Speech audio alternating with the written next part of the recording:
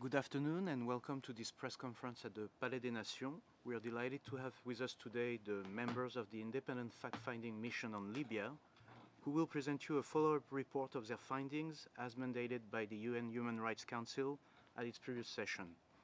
This follow-up report covers the period going from October 2021, when the mission presented its first report, up to today. And the members of the fact-finding mission will present their follow-up reports to the Human Rights Council this coming Wednesday, March 30th, at 11:30 a.m. Geneva time, during an interactive dialogue. This follow-up report is being shared with you as I speak. It is available in English and in Arabic, and you should all have received it in your mailbox. If you didn't get it, please send us a message and we'll be happy to send it to you. All three members of the fact-finding mission on Libya are with us today. Sitting next to me is Mr. Mohamed Aujar, who's the chair of the fact-finding mission, as well as Ms. Tracy Robinson and Mr. Tahar Bayani, the two other members of the fact-finding mission. And here is the scenario for this press conference. First, Mr. Mohamed Aujar will make introductory remarks in Arabic with interpretation in English.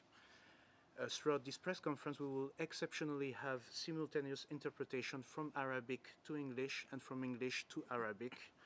And after Mr. Aujar will finish his opening remarks, we will open the floor to questions. So without further ado, I'll give the floor to Mr. Aujar. Monsieur Aujar, vous avez la parole. Merci beaucoup. Assalamu alaikum. Peace be upon you.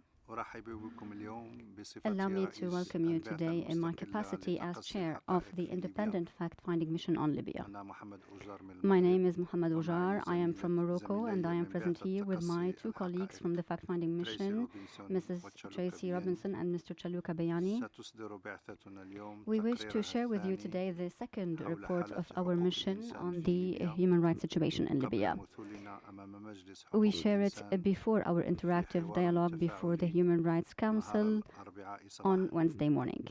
اسمحوا لي في مستهل Allow me حديثي to start أن أتقدم by بجزيل acknowledging الشكر and thanking إلى كل من تفاعل all مع those who have بعثة engaged تقصي with the الحقائق mission في الأشهر in the past الستة 6 months. منذ تقديم In the past تقريرنا 6 months الأول since في our first أكتوبر report was تشرين submitted to الأول the Council in 2021. October 2021.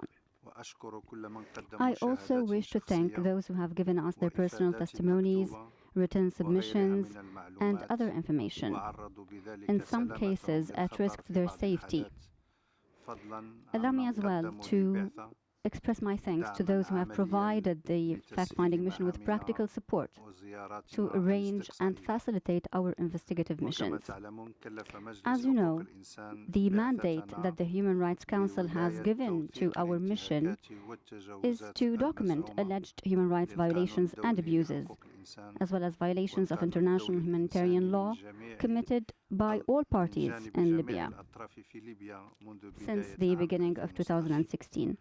وعلى الرغم من تأسيس البعثة في Although يونيو the حزيران mission was established 2020 in June 2020, إلا أننا لم نتمكن however, من البدء for budgetary بتحقيقاتها reasons, سوى we بعد could not عام في start يونيو our حزيران investigations until a year 2021 later, in June لأسباب تتعلق 2021. بالميزانية.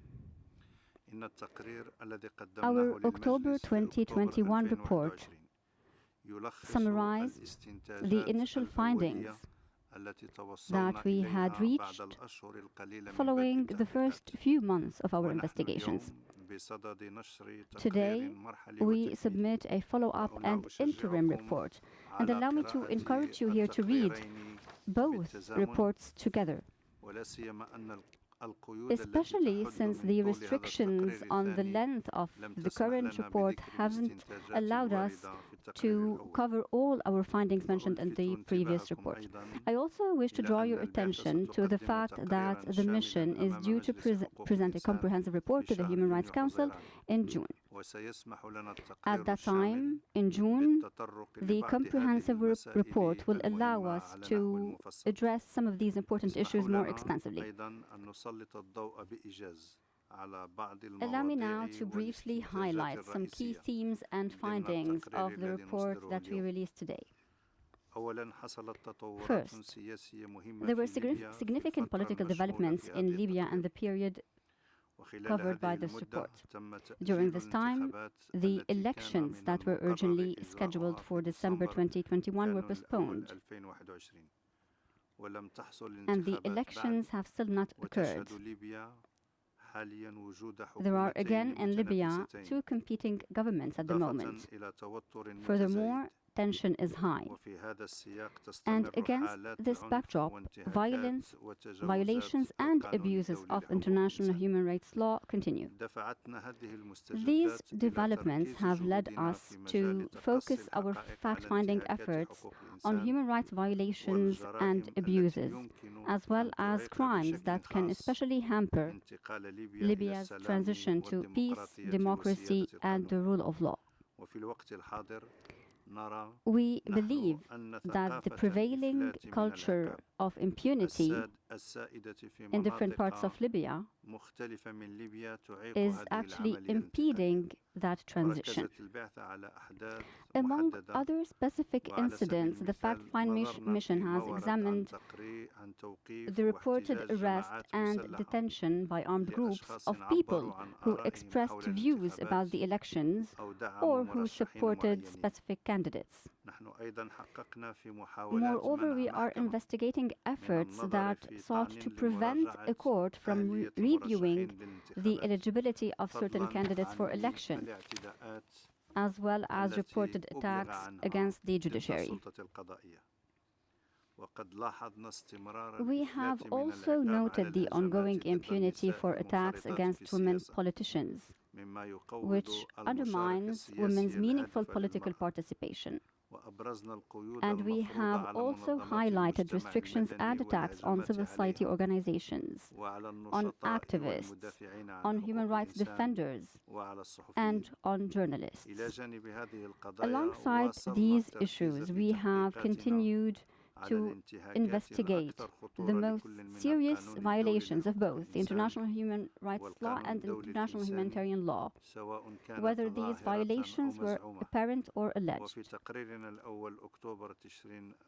By the time of our first report in last October, we had found reasonable grounds to believe that war crimes have been committed in Libya and that violations perpetrated in prisons and against migrants may amount to crimes against humanity.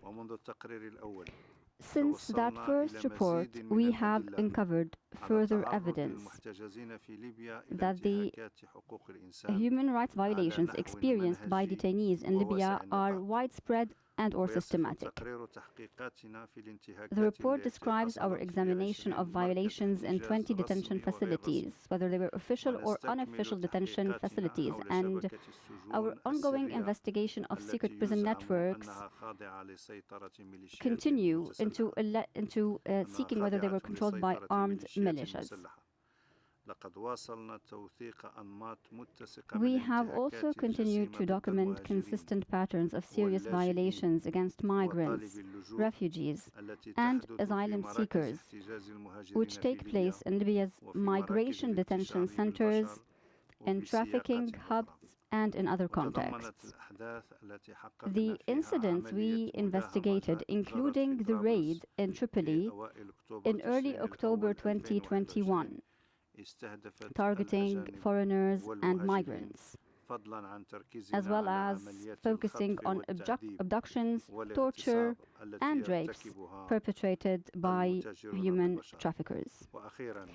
Finally, as mentioned in our first report, we have focused on the situation of other vulnerable groups, such as ethnic and religious minorities. We have also focused on human rights violations and abuses, specifically affecting women. I end by saying, as I did in October, that out of necessity, the findings we present in the report are not exhaustive.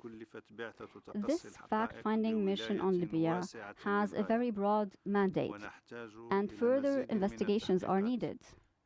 Further investigations are needed to address comprehensively the human rights situation in Libya since 2016.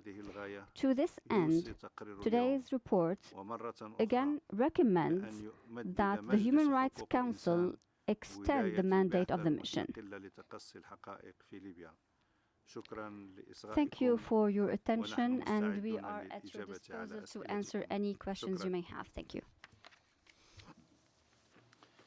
Thank you, Chair. I just want to remind you that the opening remarks of Mr. Auja will be circulated in English and Arabic to the journalists, so if you wish to have them, feel free to contact us. And now we open the floor to questions. Yes, please, sir. Go ahead. If you could.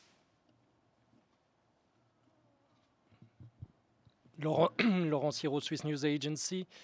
You touched on the current political situation with the two competing governments. Recently, UNSMIL also expressed concern because there are armed groups mobilizing around Tripoli.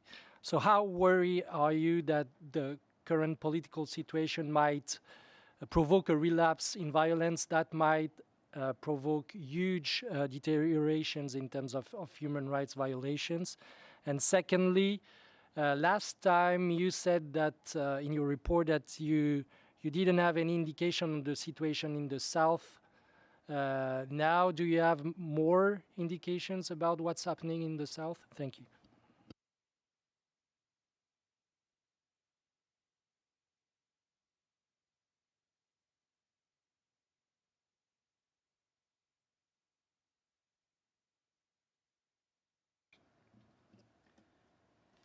Afternoon, colleagues.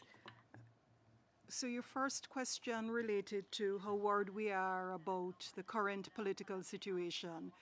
As you can imagine, it's not our mandate to offer views on the political situation. Our job is to fact find, and we're deeply concerned about violations of international human rights law, which have implications for the electoral process, for transition to democracy and peace ultimately. So what the FFM has been closely tracking are those violations. And we think that the violations we have seen, particularly since our first report in October, are concerning, and concerning in terms of the process of transition. And we express that very clearly in respect of specific violations, include violations against women, and indicate that the FFM can play an important role in the transition process in ensuring that there's continuing accountability, including for current violations. In respect of the South, the FFM has visited Tripoli. It has visited Benghazi recently, earlier this month. It is yet to visit the South, even though it continues to follow closely and to investigate violations in the South. In the few upcoming months before June, it is hoped and anticipated that the mission will do investigations in the South and visit the South.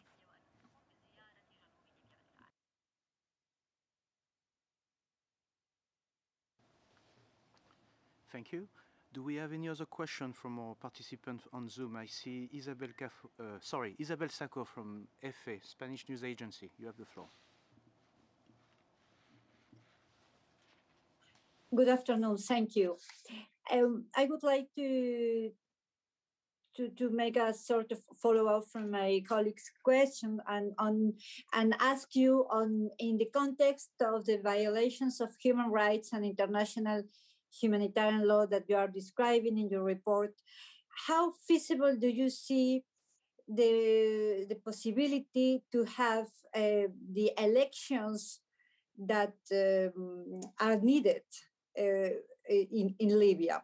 If you can address this issue, if these elections can take place in a context of in this context and in a context of impunity that you describe. Secondly, I also would like to ask on these prisons, secret prisons that you mentioned in the report, and to know exactly who are in these prisons. Are the rivals of the militias that control the prisons, or there are also migrants in these prisons? And what is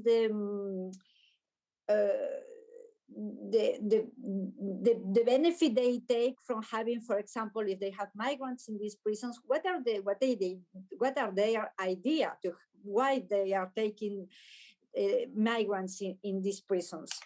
Thank you.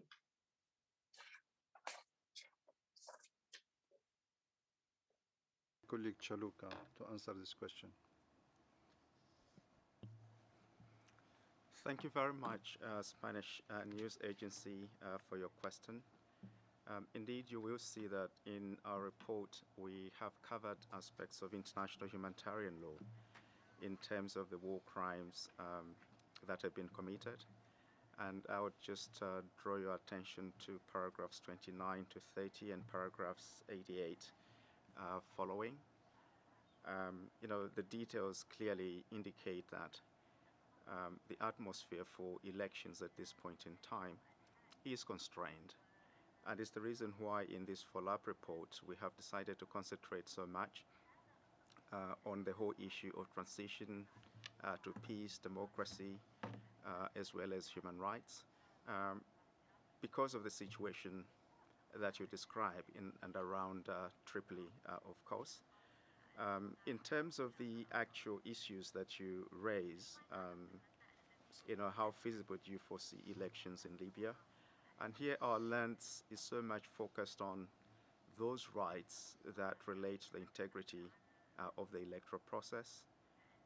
And these include, obviously, public participation. They include freedom of association and assembly, independence of the judiciary, to hear cases.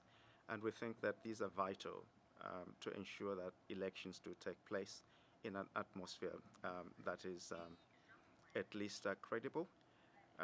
There's continuing impunity, there's no doubt about that.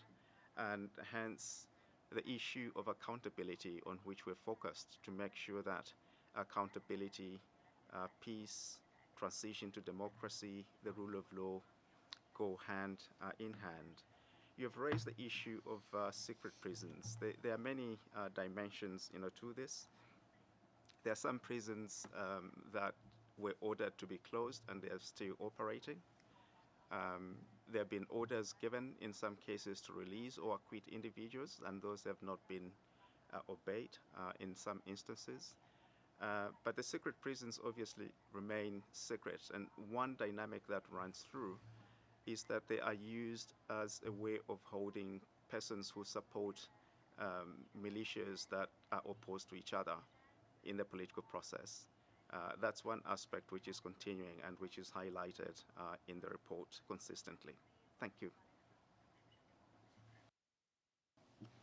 Thank you, Mr. Bayani. We have a question from Emma Farge from Reuters. Hi, good morning. I have a few questions, but I'll start with one, and if there's time after my colleagues have had a chance, I'd like to come back.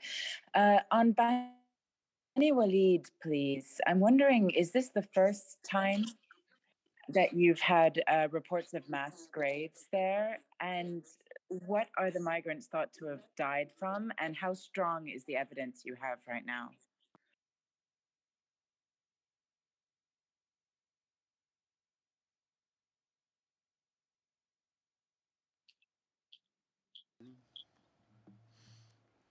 Thank you very much. As we indicated in our first report, we found evidence of mass graves, particularly in Tahuna, and there's evidence that there are in other parts of the country. This report is a follow-up report to that, which emphasizes the continuing need for investigations in those areas. And in particular, we need to get details of a forensic nature in relation to the identification of the persons in the mass graves, and through that, perhaps evidence which may lead to the perpetrators. And as you know, for quite some time, the fact-finding mission did not have a forensic expert.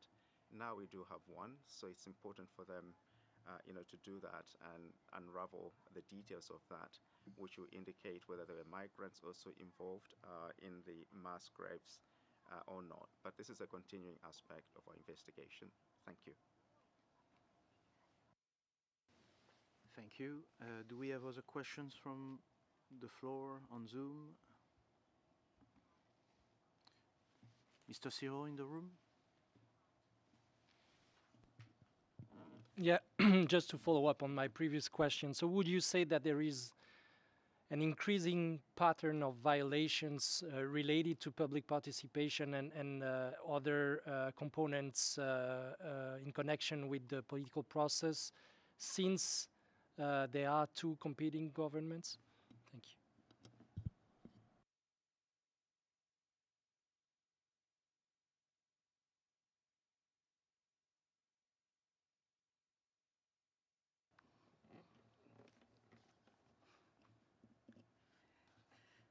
Thank you for the question. I don't know that the fact-finding mission is identifying a particular moment.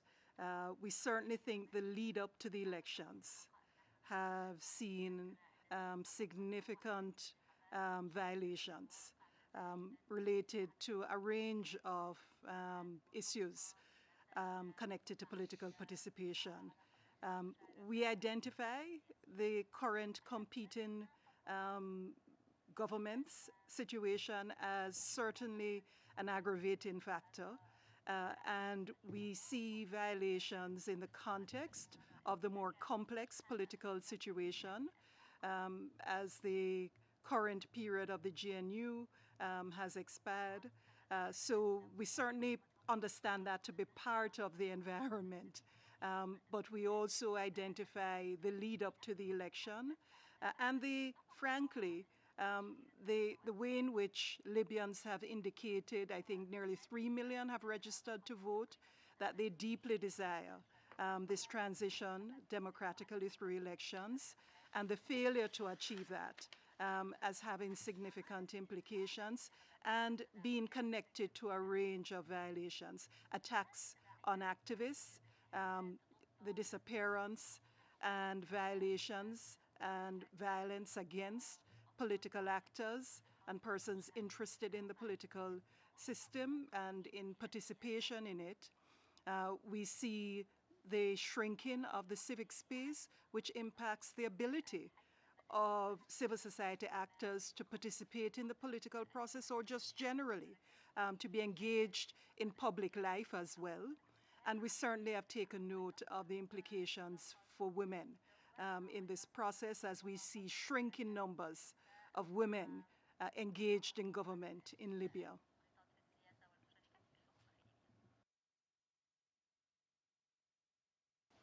Thank you. We have a question online from Barbara Bibo. She would like to ask you about the hate speech of Mufti alBarasi. And if you could please specify what he said and provide some examples of who are the other religious leaders accused of hate speech against women. And if you could please clarify. So the FFM doesn't in its report identify in quotations the speech of any particular person, though we have taken note of the speech of high religious officials and some of the ways in which they've imputed malice and highly negative elements to the process which led to the UN Women agreement around the peace and security resolution 1325. So it's maybe to say rather than to quote him, I think there may be access to what he has said, which journalists will have, but we notice a campaign against this particular process which UN Women had engaged in with the government of Libya. We're concerned about the campaign, the statements made by several actors to undermine the process which had been initiated, an agreement between UN Women and the government, but also we're deeply concerned about the response of the government, which was to suspend that agreement and MOU with the government and to investigate the reason why the MOU had been established in the first place. We view this as a significant setback for women in Libya. We view the statements made, which we have had access to from a range of actors, as potentially chilling for women's participation in the political process and deeply concerning not just the statements but the response. The particular resolution has significant implications for women's participation in the transition to peace. It calls for accountability for conflict-related sexual violence. Libya has in general indicated its support for UN Security Council resolutions. It has also ratified CEDAW, which was significantly denigrated in this process and campaign against the MOU. This is unfortunate given Libya's commitment both to Security Council resolutions and CEDAW. And we think that this, in addition to the attacks on women, the disappearance of a prominent woman parliamentarian, which is still unresolved and impunity still rests there, these are important elements which signify that women's participation is seriously at risk. Thank you, Ms. Robinson. We'll go back to Isabel Sacco from EFE, Spanish News Agency, and then we'll take another question from Emma Farge. Thank you again. I would like to, the situation has been so complex in Libya. I would appreciate very much if you can update some basic facts, as for example, how many militias are active now in Libya, around how many combatants are operating, how much how many of or proportion of these militias would you describe as purely criminals, not being any political commitment with any of the competing governments in Libya? And finally, how much of the country, of the territory or population are out of, for example, of the control of any of these two governments? Thank you.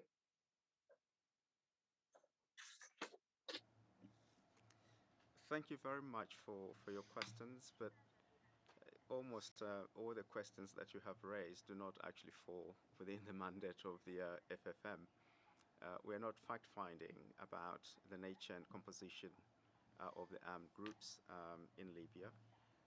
Our mandate is to look into violations of international human rights law and international humanitarian law, and of those, of course, you will find, the way we have detailed them in the report.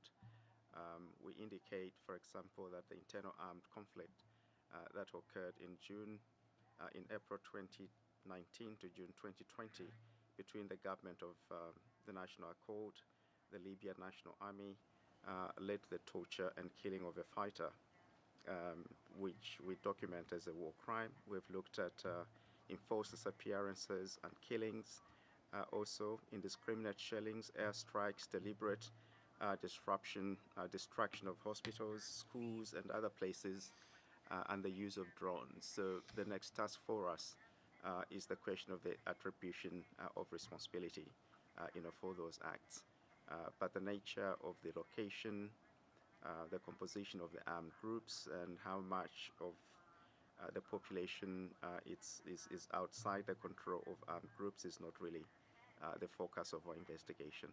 Thank you. Thank you. And now we go back to Emma Farge from Reuters. Thanks a lot. I was hoping that you could elaborate a bit more on what you're seeing on the migrant side. We've all known that Libya has been a trafficking hub for a long time, but some of the reports are horrific, of people being set alight, of rapes, potentially mass graves. Is there any sign that it's getting worse in the current environment?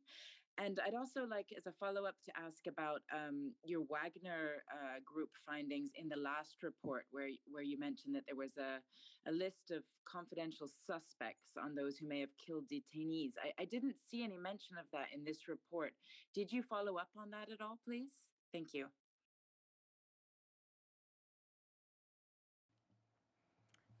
Thank you very much again for your question. We have indicated in this follow-up report that the situation of migrants in Libya is dire. Asylum seekers, refugees, and others, foreign nationals generally. And from our investigations last time, we indicated that crimes against humanity would have been committed against migrants. The finding in this report is to that effect.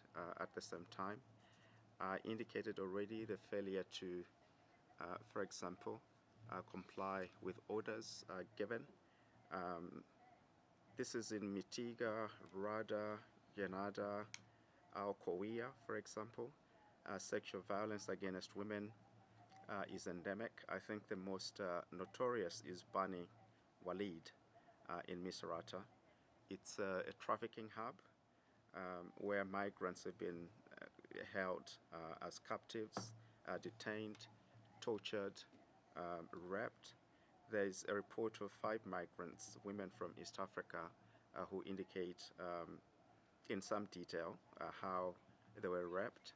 If you look to figure 1 in the report, you'll also see a comment by which migrants cry if they are told that they're going to Bani Walid, especially women, because their breasts are burnt, their private parts are also burnt with cigarettes and other instruments.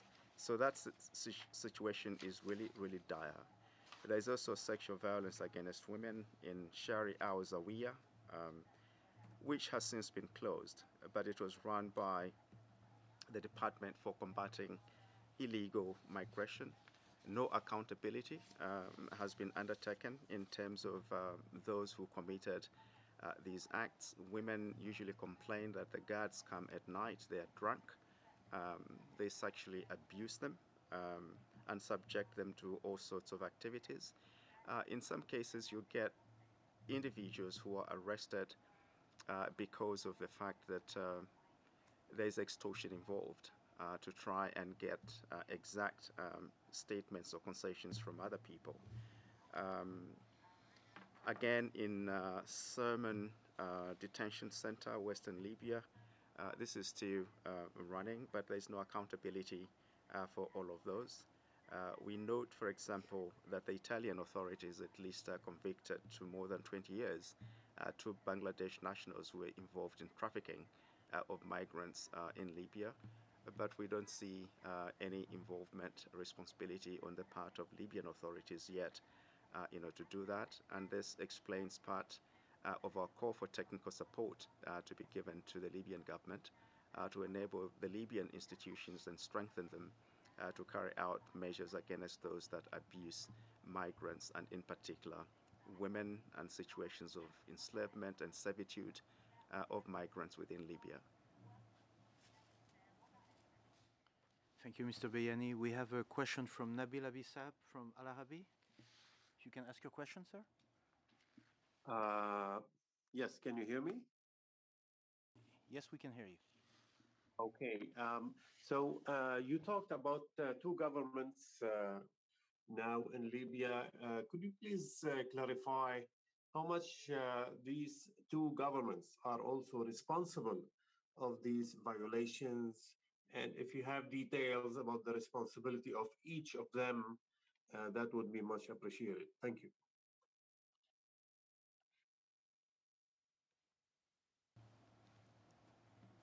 Our report is actually forward-looking in that particular regard.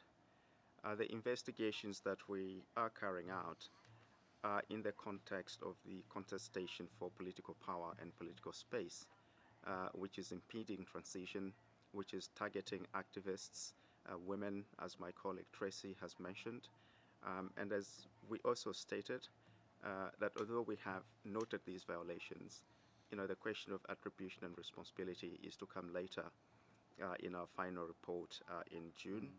And we'll just draw your attention to the fact that the situation in Libya in terms of the 2 governments and leading up to that can be found from paragraphs 6 of the report leading to paragraph 9, which actually speaks of the government of national stability with 2 prime ministers, and that's where the problem essentially has focused. Thank you. Thank you, and we'll go back to Emma. Sorry, sir. Go ahead. As my two colleagues have mentioned, it is not as part of our mandate to focus directly on the political situation. But as you have said, that political situation has its repercussions on the human rights situation in Libya. And this is why we would like to reaffirm once again that Libya is going through a critical period. This is a country that is divided at the political level. There are two governments right now, and there are regions in the south that are not subjected to any authority. There are also local militias prevalent everywhere, and there are also foreign forces. You are all aware of the situation, dear members of the press. What we are interested in is the repercussions of that political situation on the daily lives of the Libyan people, on the violations that they are subjected to, on the human rights situation, as well as the repercussions on their political rights in general. This is not the first time that there are two governments in Libya. This has also been the case in the past as well. And in the past, the situation was far more tense or complicated. In light of this general destruction and in light of these serious violations committed by all parties, which we are currently investigating, in light of the situation, I wish to remind you that there are people, men and women of Libya, who have had enough of this crisis. People who look forward to you, who look forward to us, who look forward to the Human Rights Council, to try and find the solutions and the means to end these gross human rights violations, to end impunity. A solution to empower this country and to enable it from holding elections, as well as to see a state governed by the rule of law. And the final comprehensive report that we will be submitting in June, we will be submitting to the Human Rights Council and to you the main findings of our investigations that are currently undertaken by our investigators. The experts of the fact-finding mission are supported by investigators and specialized members of the Secretariat. And allow me to seize this opportunity to praise them, to praise those anonymous soldiers coming together from different nationalities who are working in such difficult circumstances, going on the field, conducting investigations in very difficult circumstances, as mentioned by my colleague Tracy and as mentioned also by my colleague Chaluka. We wish to deliver to you the message of that people. The people of Libya aspire to achieve peace. They've had enough of the continuous violations. They wish to see an end to impunity.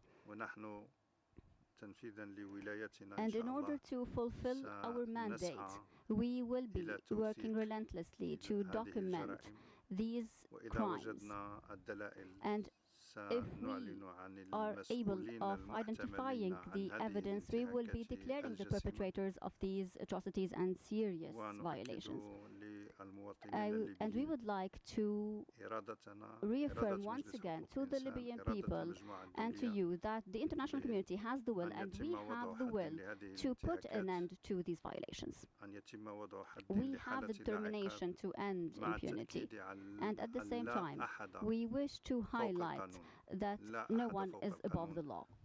No one shall be above the law, and that crimes against humanity, war crimes, and crimes against international humanitarian law, as well as the international human rights law, when we will document them and when we have enough evidence, we will make sure that the alleged perpetrators will be held accountable, and that accountability and justice will be achieved. They should appear before the Libyan judiciary or before the international tribunals. We do not wish to comment on the general political situation, but we'd rather say that it's a very difficult and tense situation that has direct repercussions on these continuous violations. It has an impact on this continuous humanitarian crisis and human rights crisis. And for that reason, we would like to draw your attention to the fact that the end of our mandate coincides with the possible date of the upcoming elections. And for that reason, we look forward that the Human Rights Council extend our mandate so that we can continue monitoring throughout this transitional period, so that we can continue to draw attention and condemn the different gross human rights violations, especially against the political and the civilian rights of the Libyan people in light of this political process. You need to imagine that the right to vote starts by registering in the electoral lists, and this is a very simple and fundamental right that is not available to the minorities. In certain occasions, this is not a right that is available to all citizens. The same applies to the freedom of assembly, to the freedom of expression. These are fundamental freedoms and rights that are essential to ensure the success of the electoral process. There will be no peace without ending these violations. There will be no democracy without putting an end to impunity. And this is also essential, especially in light of the importance of putting an end to these gross human rights violations and serious abuses. We do understand your multiple questions on the political situation. However, at the same time, I wish to remind you that this is outside the framework of our mandate. The mandate of the fact-finding mission is definitely impacted by the political developments, and we understand that you are interested in this topic. But from our perspective, we focus on these political developments from the perspective of the transitional period towards ensuring peace, stability, and a democratic future for Libya, which we discuss from the perspective of human rights and the gross violations of human rights. We study it from the perspective of its negative impact on the right to political participation of the men and women in Libya, and in particular women, as clarified by my colleague Tracy. We have seen numerous cases of abductions and killings, also targeting members of the parliament, including Siham Sergewa, which was mentioned in our previous report and the first report, and also covered in this follow-up report. So I kindly ask you to understand our insistence on not answering or commenting on any political matter, except for our comments from a human rights perspective and the impact of that political development on the rights of the people of Libya. And we should only comment from the perspective of violations and from the perspective of ensuring the civic space for the different citizens of Libya, especially in light of the current situation where the entire world is looking at Libya and hoping for a successful transitional period. From that perspective, we have raised the issue of extending our mandate, which falls within our attempt to continue further documentation of such gross human rights violations, to empower the people of Libya to live in peace, to end this difficult situation, and to hold accountable the alleged perpetrators for the gross violations of human rights. Thank you for your attention. Shukran Saeed Al-Rais. I think Mr. Bayani wanted to add something. Yes, I just wanted to add a footnote on mercenaries, which was raised. Mercenarism is a continuing aspect of our investigation from our last report, so we have not cast that aside. We are still following the presence and activities of Wagner, as you mentioned, but we also note that there are other mercenaries from Sudan, from Syria, from Chad, Lebanon perhaps. So this is an aspect that we are keen to follow through. There's an agreement for all foreign fighters to leave Libya, which has not been implemented at all, which means that mercenarism is alive in Libya. And also a footnote with regard to migrants that we did investigate the incident at Gagaresh raid on the 1st of October 2021, where about 4,000 foreign nationals were arrested and transported to Mabani, Absliam, and Abu Rashada, for example. And excessive force was used in that incident, and we believe that at least one migrant was killed as a result of that. So we're keeping our radar on the violations associated with that incident. Thank you. Thank you, Mr. Bayani. I think we have time for one last question. So Emma Farge from Reuters, if you're still online. Yes, thank you. It was about Wagner, but I have one more quick follow-up. You mentioned in this report Hanan alBarasi, who was gunned down in Benghazi, and you said that the only people jailed in that case were her own children. Could you elaborate about what you know on that case, please?